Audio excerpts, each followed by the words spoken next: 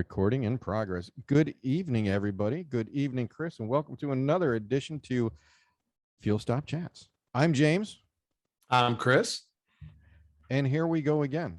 We've got a few different things that we want to talk about tonight, and I think I'm going to kick it off real fast with some of the weather that's out there. It's late September. And I know last week we had talked about, getting out and seeing the fall colors and, doing some leaf peeping. But I've seen some reports in Yellowstone, pretty large amounts of snow. And in the Colorado, there was somebody that had posted some pictures. There was, I think, 3 GSs sitting up on top of one of the Colorado passes at, I don't know, 13,000 feet, iced over. And he's like, yeah, I'm in my car. I'm not even riding. These guys are crazy. The cars all over the place. So we've been lucky so far. I mean, we did have the remnants of the hurricane brought us 8 inches of rain in 2 days. That was a mess. And we've had yesterday, day before yesterday, more thunderstorms come through, lots of rain. Everybody's, whining about the East Coast being wet, but tomorrow and Saturday, we're talking high of 69 degrees, 51 degrees at night. It's like the perfect sit by the fire, enjoy a cigar, and chat with your buddies about what's going on in the world of motorcycling.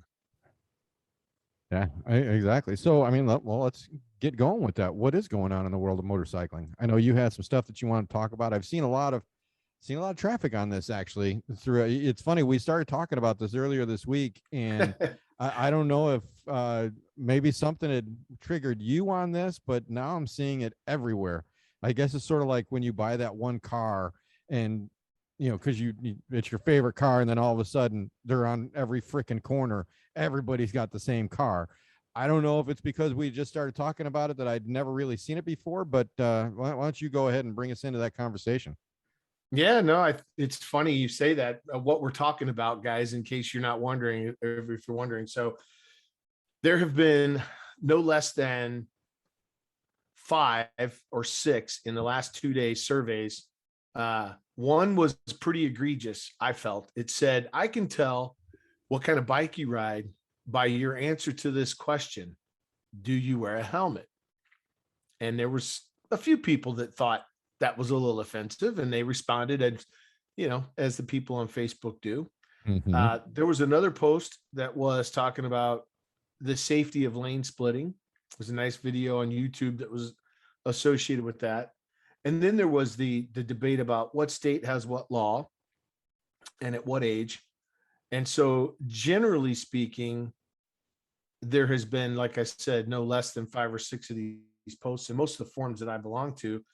And quite frankly, guys, I only belong to motorcycle forums, so I really don't know what's going on in the rest of the world.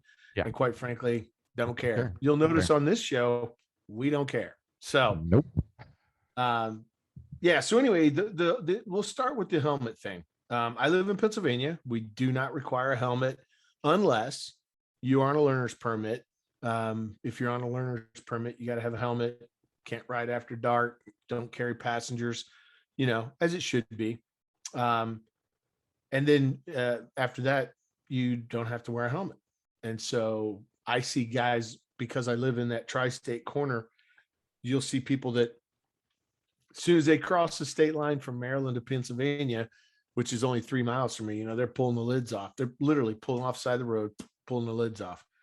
And then, I've been to Missouri, which is another border state with Illinois, where my cousins, we ride from Missouri, we'll go over to Illinois, we'll ride the river road up, north, up as far as like Hannibal area, cross back over to the Missouri side.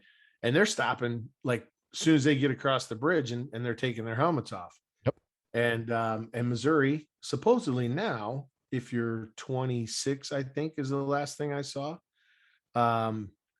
you can ride without a helmet.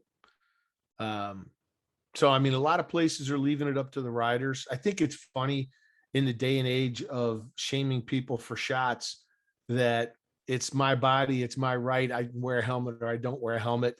But that same guy that can choose to live life without a helmet can choose not to get a shot. He should be able to. I mean, I don't know. That's whatever.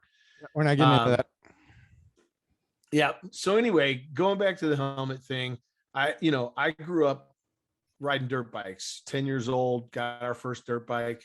Back then we didn't have the really cool full face modular or motocross helmets. We just had the, 3/4. Um, but dad was adamant that we wore a helmet. Now we didn't have motocross gear till we got a little bit older, but That shit was expensive then. well, it I mean, was. you And didn't have options either of going on eBay and getting a no, plethora of no stuff that's used out there. stuff. No, You had yeah, to go to the no, motorcycle shop. You had to go to Honda, and you had to buy the Fox Moto gear because it was the only thing that they had. And the shoulder pads were, way out of price. yeah, Gloves were way out of anything was. So yeah. you were out there with work boots, uh, Jeans. dungarees, and Yeah, work gloves, that's it. maybe gloves if you wore gloves. And I Maybe. remember my first bike, my first helmet was, it was a Bell helmet. I remember it was a Bell because it said Bell right there in a Yeah, little sticker, but it was blue and sparkly. It's one of the, it looked yeah. like a freaking bowling ball, but it was, a They, full open face, but it went down over the ear.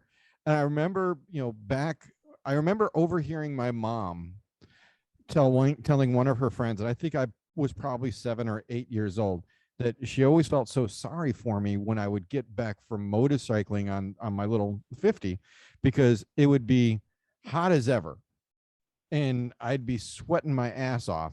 But I'd pull that helmet off and it would be like soup in there. I'd be totally drenched. But she says I still won't let him ride without it. And I'm glad that she didn't, because to me it put in I guess that was it was ingested into my head early that I need to wear a helmet. It's, if anything else, I need to wear a helmet.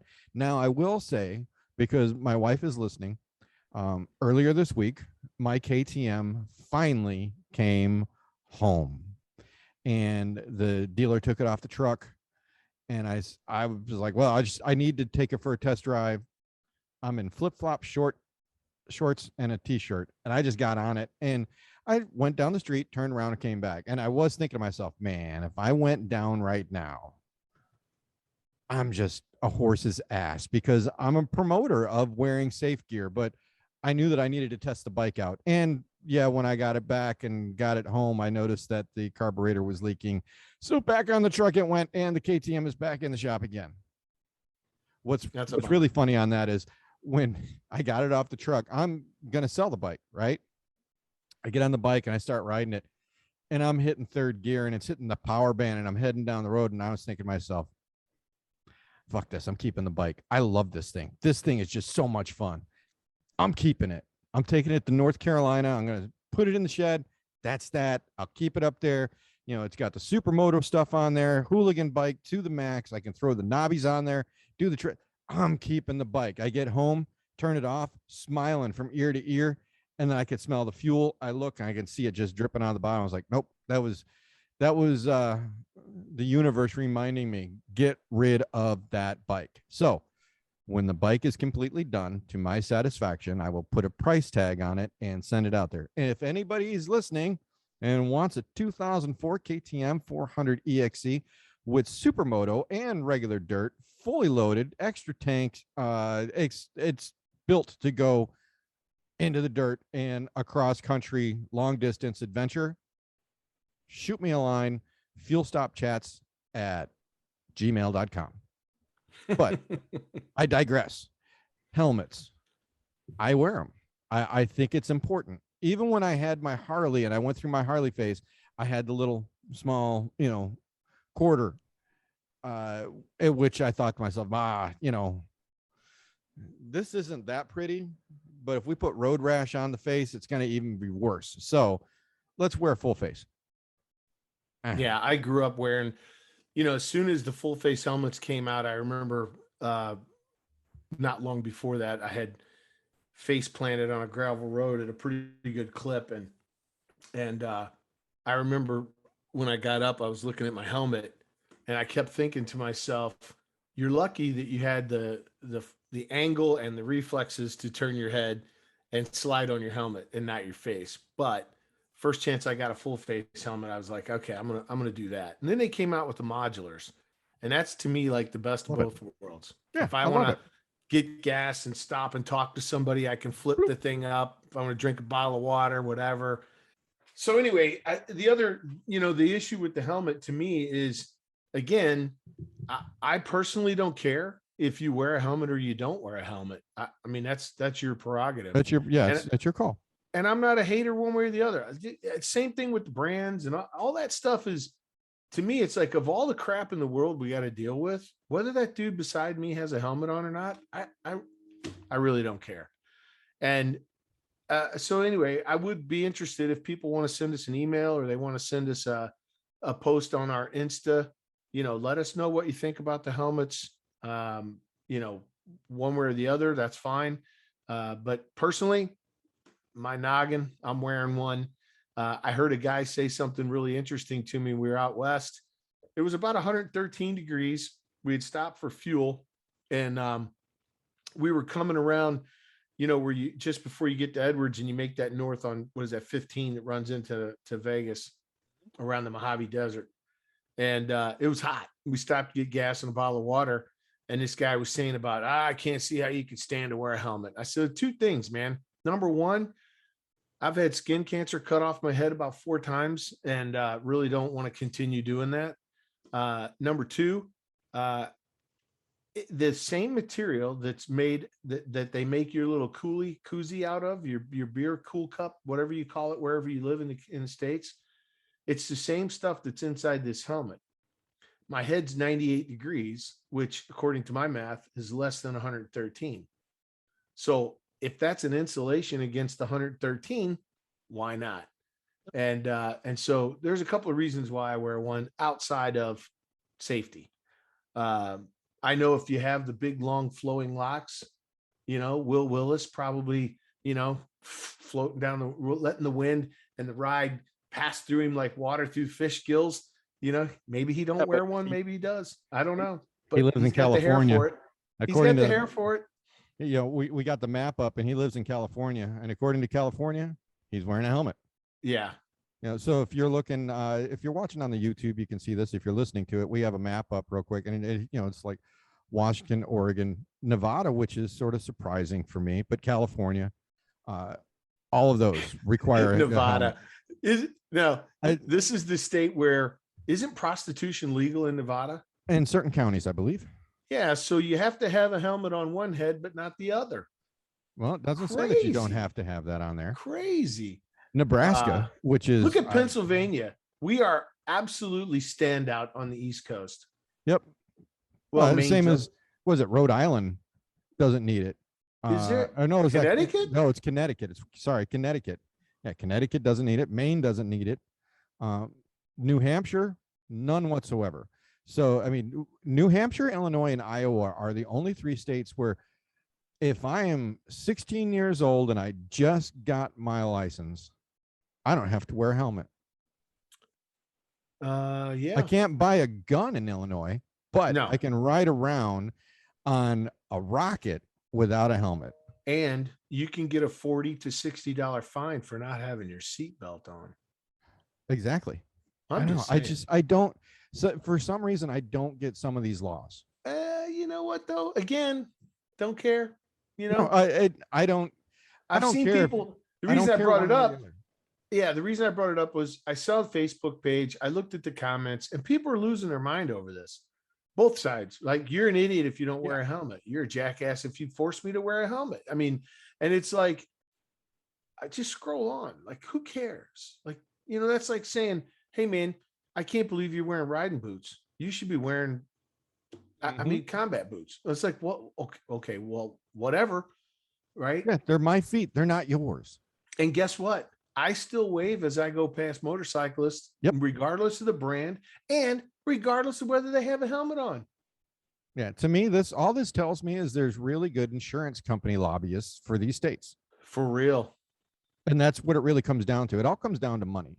I think the really interesting topic that we've seen and what we were going to get into is some of the lane splitting stuff and lane filtering. So let's get into that. I didn't really understand the difference, but you have lane filtering and you have lane splitting. Lane splitting is you can be doing between 15 or 0 and up to, I think, 35 miles per hour, and you can go through traffic in your own lane, or splitting the Yeah. traffic. You can ride the white line, if you will, in Yeah. between cars, as long as you're moving faster than them and it's not over, I don't know, 35, 50, whatever, Well, yeah, and you can't be going over 15 over what they're doing. over what they're doing. Exactly.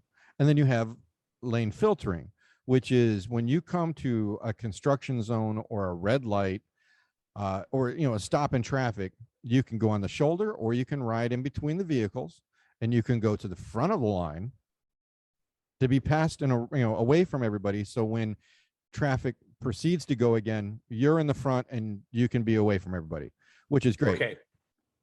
So I'm going to comment on this filtering versus splitting. On the splitting thing, you and I know when we were coming back to LA, it was late. We were going to miss a flight. We were making time, and traffic was terrible. We didn't realize it was the Olympic marathon trials. And so that added some extra little sauce to the California traffic around LA. But it was nice to be able to do that. It really was. Now, on the filtering, also nerve wracking as hell for me, because I've never done it before. And now I'm doing it on a bike with bags. I mean, I forget what I had. I think it was, what did I have? I was on a street glide. I was on a GS 800, I think. But I mean, I was on a Tiger. I was on I had a Tiger with the big metal bags on the back. So it had the panniers on the back. Yeah. Tiger 800, and that's a wide footprint to put between cars when you're not comfortable riding between cars. Yeah. And so I was nervous, and there was areas where I was like, some of those guys were going through there with GSs that live in California, that I was like, nope, not touching it. I'm not comfortable with the footprint of this bike. I don't know this bike. It's not mine. I'm renting it. I don't know where it fits well enough to be passing vehicles at speed in between them. Yeah. Well, I mean, again, if it's not something you're used to, but I could get used to that. And I definitely see, but the filter, the filtering, to me, here's my issue. We have a brand new Toyota 4Runner, just bought it, 6,000 miles, had it maybe couple months. My wife's sitting dead stopped at a stoplight. The light turns green. She's probably the 5th or 6th car in the line. So when the light turns green, you don't immediately get to go. You got to wait on the cars in front of you, right? Yep. So she said she had just started to raise her foot off the brake and start rolling, and boom, somebody hits her in the rear end. Enough that it threw her head back. Her mom was with her, and she hits the brakes. And those thing apart, gets out. This kid about 19 jumps out, and he's saying, "Oh, please don't call the cops. If we can move this off the road, don't call the cops." My wife says, "No, we're going to." Right. Mm-hmm. Now, before she could finish the sentence, at the intersection over here was sitting a township cop. Huh. So within 2 seconds, she had response. Poof, he saw the whole thing happen. So if it had been me, now here's the thing. The guy said, I reached into my backseat floorboard to get a bottle of Gatorade, and my foot, as I pushed to lean, I wasn't on the brake. I hit the gas, and he went from 0 to hero in a second and smashed his car, shoved the hood up to the windshield. And all I could think about was, had I been sitting on my bike at that intersection, he would have smashed me into smithereens. Yeah. So when people ask me, and they do all the time, "Hey, I saw you in town the other day and you were out of line at the stoplight." And I was like, "What are you talking about?" It's like, "Well, the car's sitting like this, right? And you're sitting like this behind them at an angle off here." And I said, "Yeah, if you hit me, instead of getting smashed between the car and you, I'll get shoved out in the traffic. I'll roll the dice with that, but at least I've got a chance." And when we're sitting at a construction zone, and we get the opportunity to roll to the front, I'm taking it for that reason right there. Right. And so when you watch the video, you're going to share this on the YouTube, right? The link to the Yeah, video. yeah. And we can I can't remember what the link was, but we'll have to get that. Check out the YouTube, you'll see it. Anyway, the guy talks about the video, the filtering and the splitting, and he talks about things like uh the flow of traffic being better when bikes are not taking up space in line. They can, you know, you're gonna have to car, you take all, and now here's my, I'm gonna play devil's advocate on that a little bit. How many bikes versus cars do you see on the road today? Like, how much space are we really saving if we all fly through the lane? I don't know. We could get into the math on that. But on the filtering side of things, from a pure safety perspective, I mean, man, come on. That makes too much sense. The other thing Pennsylvania has done recently, which I really find and appreciate, is when you're at a stoplight and it won't change because there's not enough magnetic or there's not a sensor to pick up your bike. They say that if that happens 2 cycles, you can start rolling forward and make it like a stop sign instead of a stop light. Now, yeah, at your risk, right? But still, at the end of the day, they don't leave you sitting there forever.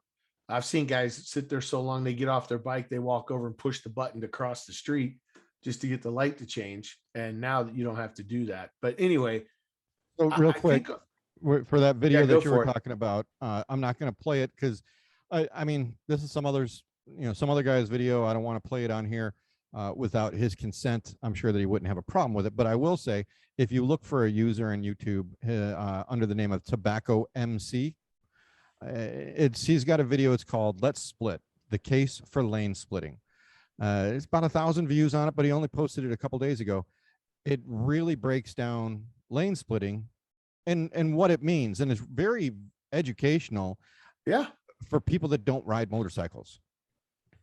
Well, and that brings up the next point. One thing I can tell you in California, I did notice most, there were occasionally the one or two, Yeah. but for the most part, people would see you coming and they would scooch over a little bit and acknowledge the bike coming up the white line or the stripe line there in the middle and make room.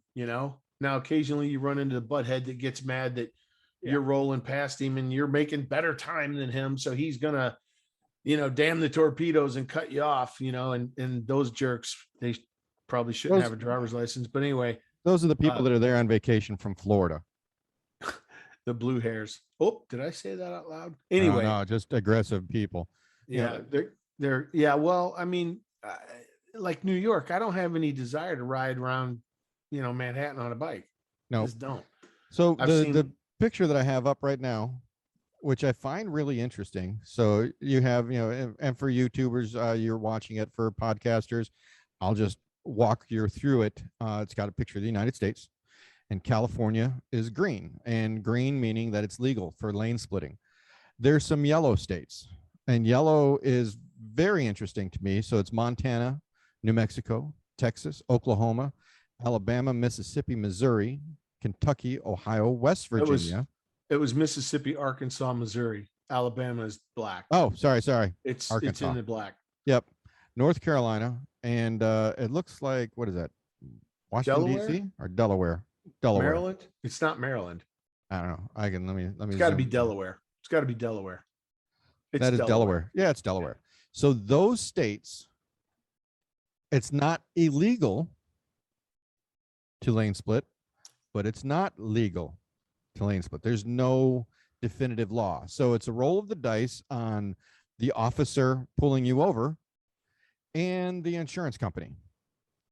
So, roll the dice on your side. You could do it in those states. And if you have a good lawyer, if you do get a ticket, you could probably fight that because it's not specifically prohibited. It's not illegal, but it's also not legal. I did a little research. Okay.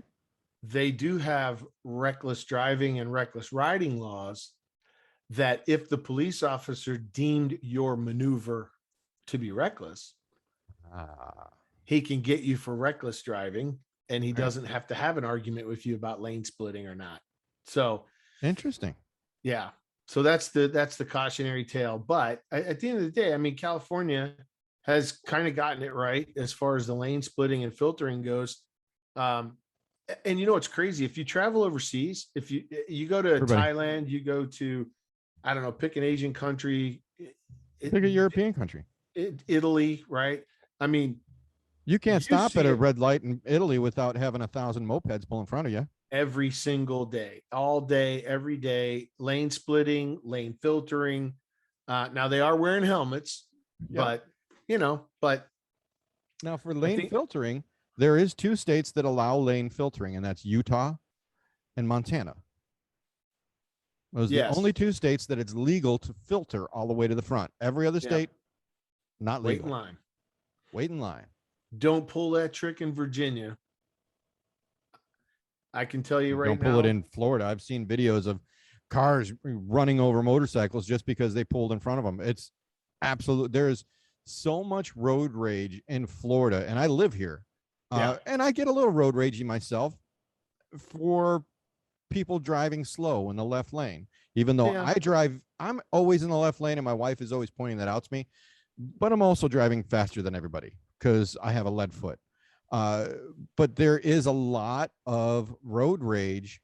It's like everybody is racing everybody, and they take it personal if you get in front of them.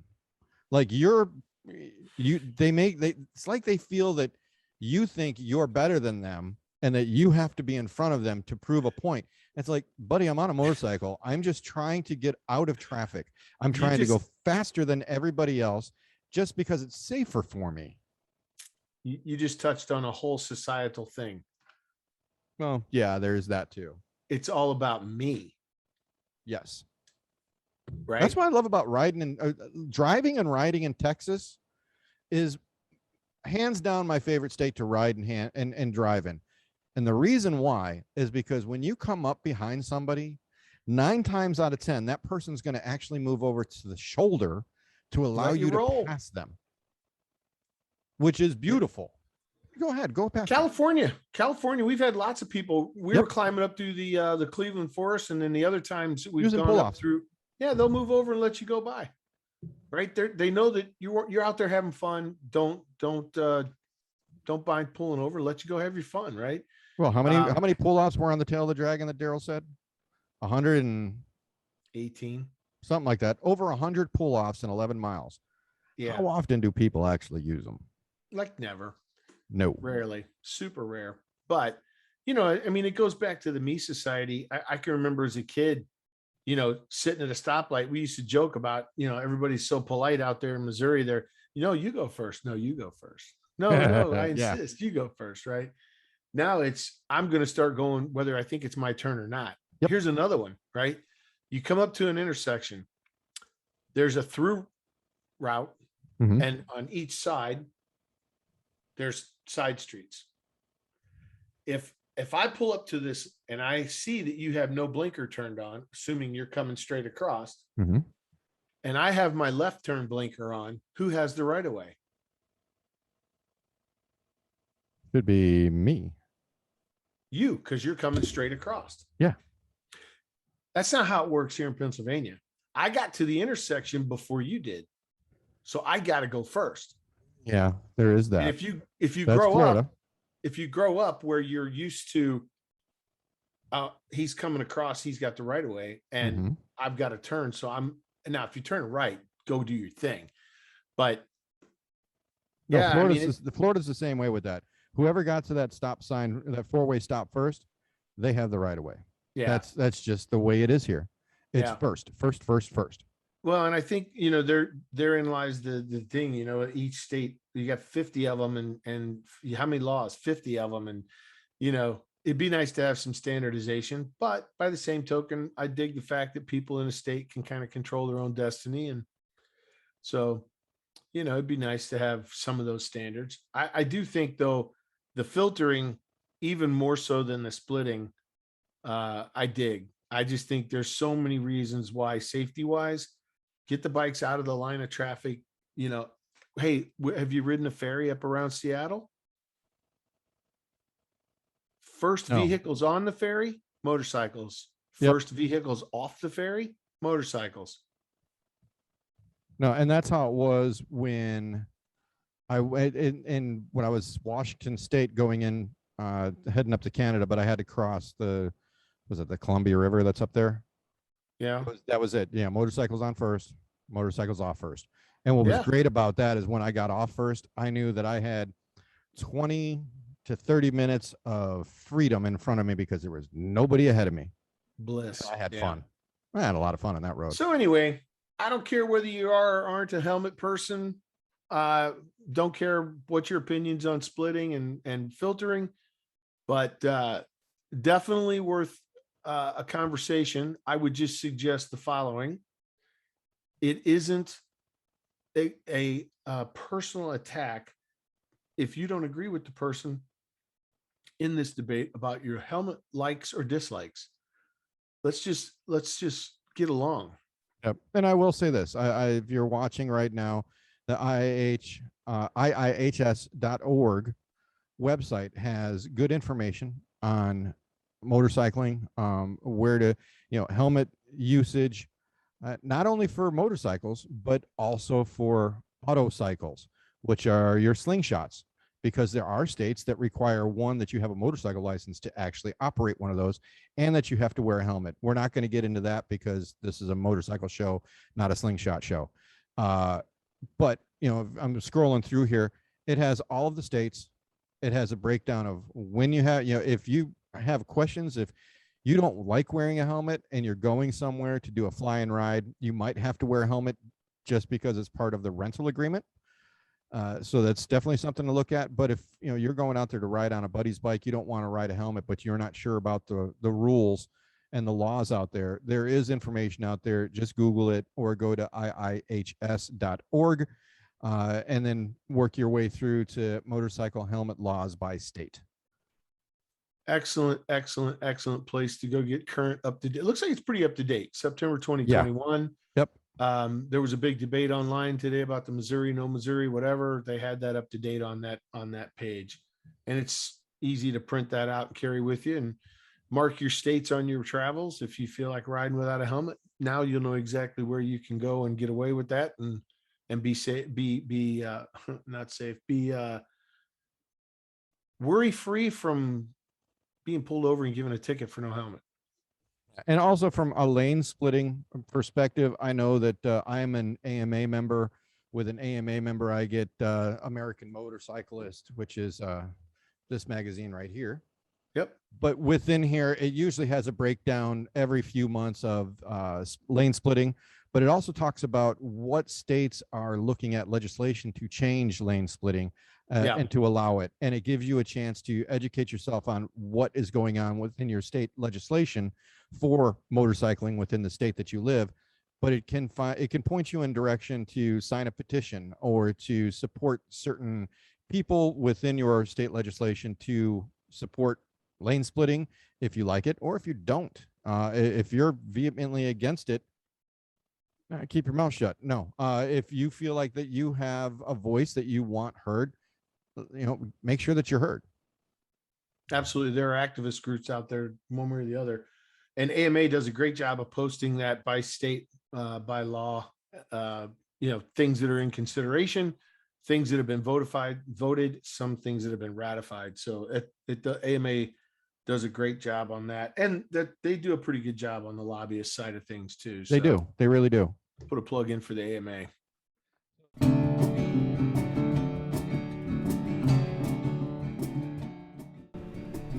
Learning history is something taught in school. Experiencing history is a right seldom exercised. Either experiencing the American Civil War by walking its battlefields and touching the soil where blood was shed, or experiencing musical history from the studios where the lyrical touchstone was created and recorded, the textile of history should be experienced firsthand. Participants in this journey should be riding a motorcycle from historical location to historical location so that the environment can wash through them in the open air. Ride History provides an intimate, educated, and personal experience guiding its riders through history on the freedom of two wheels. check out www.ridehistory.com for available tours of the Gettysburg Battlefield or ride through America's entry into the Industrial Revolution on the Oilfield Tour. The Knox Tour from Fort Ticonderoga to Boston, or the 8-day Rhythm Tour starting in Atlanta and hitting Nashville, Memphis, Muscle Shoals, Jackson, and New Orleans. Ride through American history at ridehistory.com. So I think the other thing that we want to talk about was, we're talking safety equipment. Yep. I wear gloves, boots, helmet, glove, everything. I wear a airbag vest, which I love, except when I have my KTM straight back from the shop and I just want to take it down the block. But with your flip flops and shorts. Yeah, that's I'm a little hypocritical on that. Hey, I knew what I was doing. I knew I was taking what risks I was taking, but I'm glad that I did it, because had I taken the time to suit up, the guy would have been gone with the truck, and it'd have been a pain in the ass to get him back here to get the bike back in the shop. There was your leak, and yep. So anyway, one of the things that we were talking about was safety in riding, and I'm just going to play a video real quick. It's something that I saw on Instagram. This guy. It's open to interpretation. Isn't it always? Yes. So for those watching, you can watch this. If you're listening, there's a Instagram member. His name is Motorcycle Planet. Motorcycle Planet. There is a video on their link, on their lead, and feel free to check that out. Go ahead, Chris. Before you hit play, I want you to take notice of the picture, and it's at 0-0 on the clip that we have. Mm-hmm. There is a truck that has clearly entered into the intersection. Okay. Yes. Now I want you to watch the timer at the bottom. I don't know if I have a timer on this, but yeah, go ahead. Oh, no, he does. Watch the video. Watch how many seconds go by. All right. So I'm going to hit play. For those that are watching this, this does result in a motorcycle accident. If you don't want to watch this. He gets up and walks away. He gets up and he walks away. Spoiler alert. He's fine. Yeah, that's fine. But if there's a PTSD issue that you've been in an accident before, you don't want to see this, skip ahead. And I'll give you a moment to do that. And for those still watching, it's not that play button, it's this one. Okay. Can you go back? We'll play it the whole way through. Okay. And then we'll go through and we'll do frame by frame. A little skinned up arm there. Pieces of his bike everywhere. Strewn about. They're just, it's like it disintegrated. It's stuck underneath the truck. A shoe. Yeah, there's the bike stuck under the truck. All right. So okay, I'm going to hit play, and then I'm going to pause it as we go through this. I'll go about 2 or 3 seconds in and pause it right before we get to the bike. As you notice, the bike looks like it's hauling ass. I don't know. It's hard to judge the distance, but just count. I want you to, you see where it says 0.32? Mm-hmm. Okay. If you hit play right about impact, hit pause.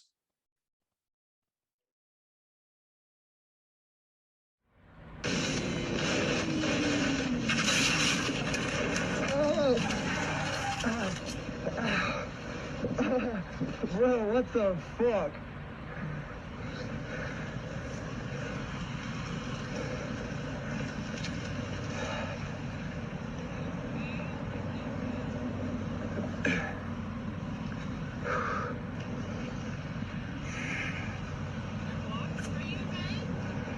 Why did you stop? Why didn't you? He's made a decision to lay it down. Yes.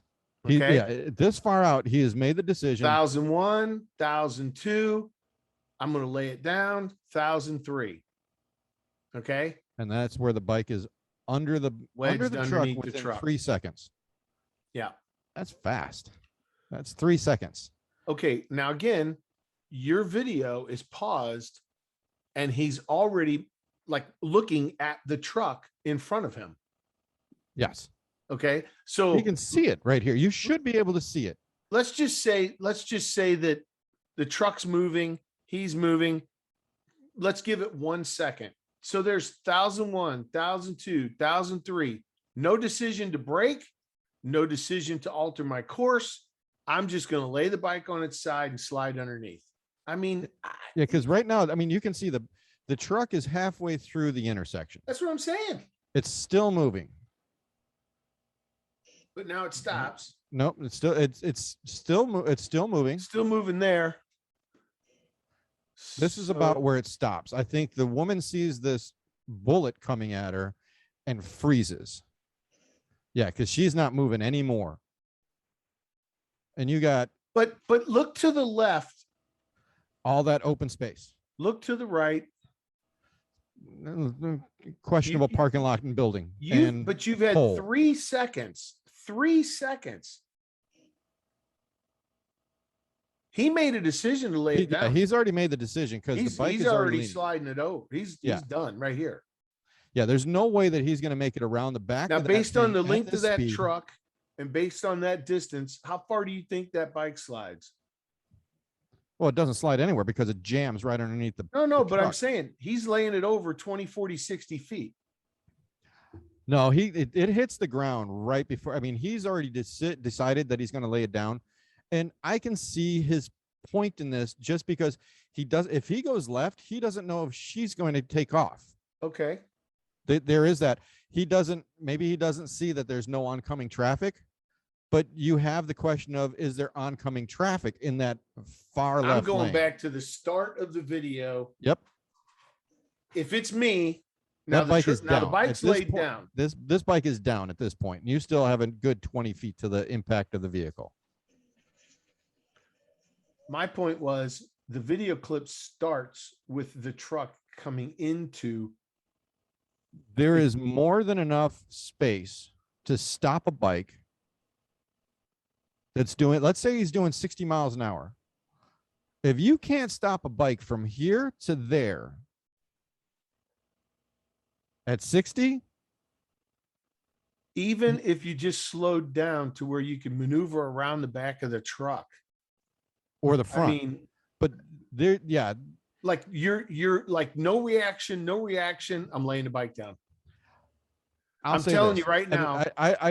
It's real easy for me to be here sitting as a Monday morning Okay, fair enough. Armchair quarterback. armchair quarterback sitting here picking this apart I've never been in this situation, and I hope to never be in this situation, because I can just imagine your brain freezing to freak out. You're looking at this as impending doom, and you're not ready to react. The problem is that, and maybe he's a novice rider. Maybe he wasn't looking.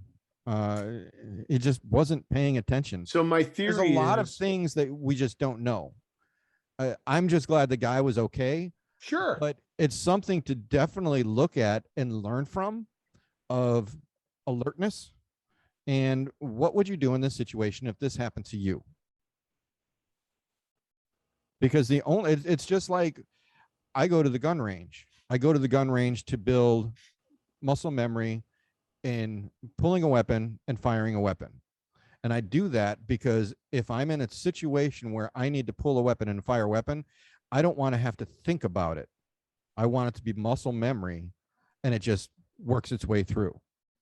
Because if you stop to think about, I'm going to use a weapon to cause bodily harm to another human being, it's very hard to process that and pull the trigger. Having muscle memory on that surely helps. So what you're saying is this guy needs to ride his motorcycle at a high rate of speed through multiple intersections and practice avoiding this truck. No, what this guy needs to do is work through and think about scenarios like this, like we all do. What would I do if? What would I do if? What would I do if? I always anticipate that the car is going to make the wrong move.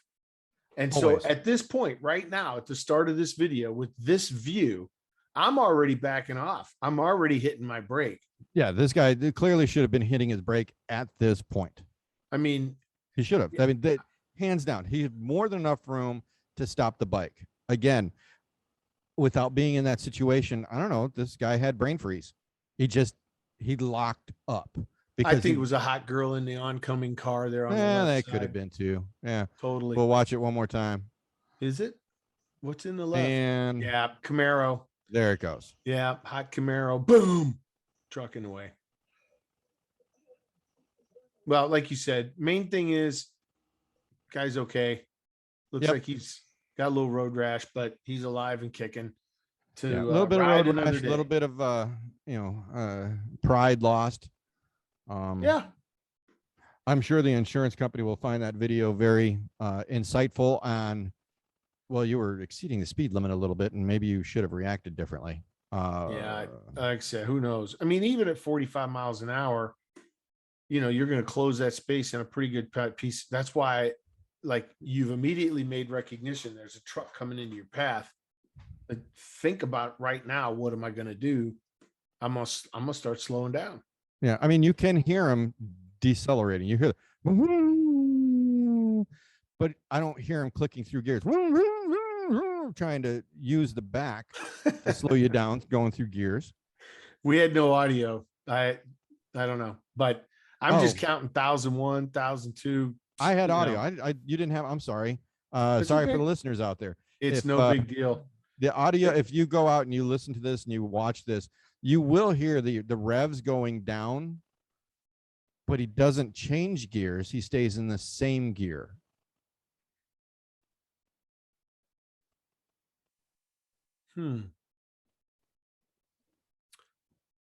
Huh. Interesting.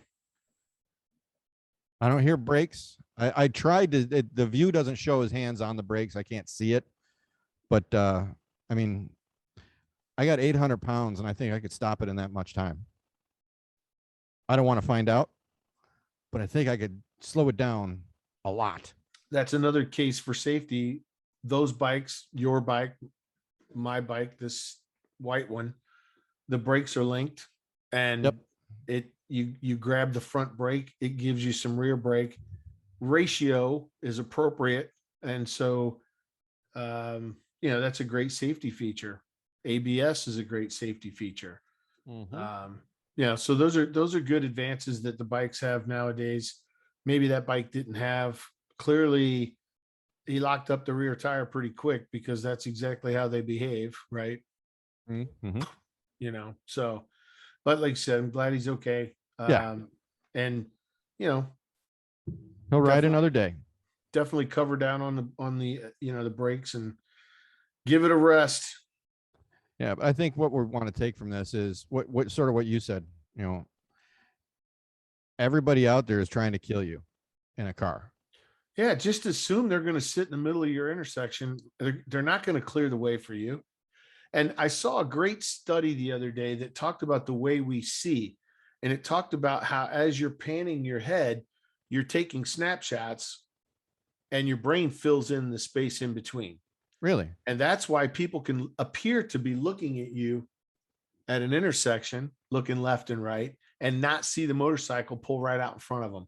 Because that slice, as they were turning their head, the brain didn't fill it in with a bike in the picture. The brain filled it in with trees, grass, pavement, whatever.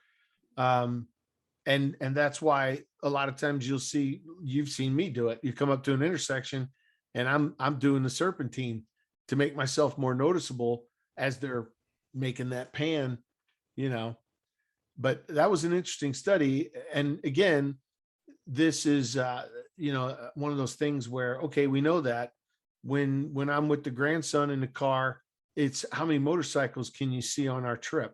Exactly. So start looking for them, right? So he's a better cager. And we all, and being a motorcyclist definitely makes you drive different. You look at the distance between vehicles, differently.